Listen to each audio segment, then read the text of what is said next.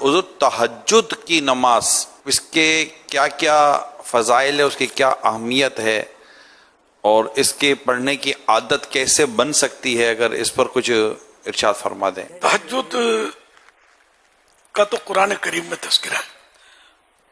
اللہ تبارک و تعالی پارہ 21 سورۃ السجدہ آیت نمبر 16 اور 17 میں ارشاد فرماتا ہے، ترجمہ کنز الایمان، ان کی کروٹیں جدا ہوتی ہیں خوابگاہوں سے اور اپنے رب کو پکارتے ہیں، ڈرتے اور امید کرتے، اور ہمارے دیے ہوئے سے کچھ خیرات کرتے ہیں، تو کسی جی کو نہیں معلوم جو آنکھ کی ٹھنڈک ان کے لیے چھپا رکھی ہے، صلہ ان کے کاموں کا۔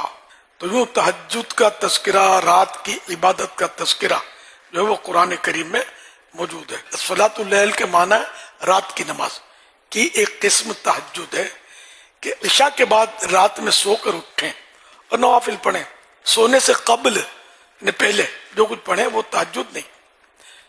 کم از کم تہجد کی 2 رکعتیں ہیں، اور حضور اقدس صلی اللہ علیہ وسلم سے 8 تک ثابت۔ امیر المومنین حضرت سیدنا علی المرتضی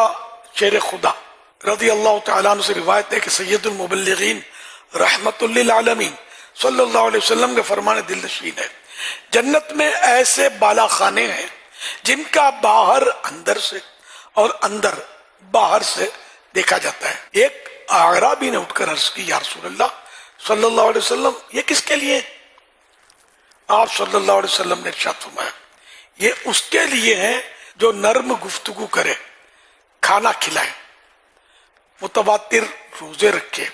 اور رات کو اٹھ کر اللہ عز و جل کے لیے نماز پڑھے جب لوگ سوئے ہوئے ہوں۔ حضرت اسماء بنت یزید رضی اللہ عنہا سے روایت ہے، رسول اللہ صلی اللہ علیہ وسلم نے ارشاد فرمایا، لوگ قیامت کے دن ایک میدان میں جمع کیے جائیں گے، تو ایک پکارنے والا پکارے گا، وہ لوگ کہاں ہیں جن کے پہلو اپنی خوابگاہوں سے الگ رہتے تھے؟ چنانچہ وہ لوگ کھڑے ہو جائیں گے اور وہ تھوڑے ہوں گے، اور وہ جنت میں بغیر حساب